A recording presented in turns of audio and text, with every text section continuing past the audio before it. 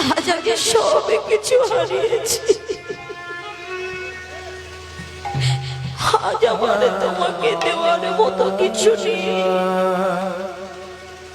আজ এসেছি তোমার চরণে নিজেকে দান করব। বলো না দয়াময়, বলো না কৃপাময়, কোথায় গেলে আমি তোমার ওই রাতুর রাঙা আশ্রয় করব নিতাই গৌর হরি।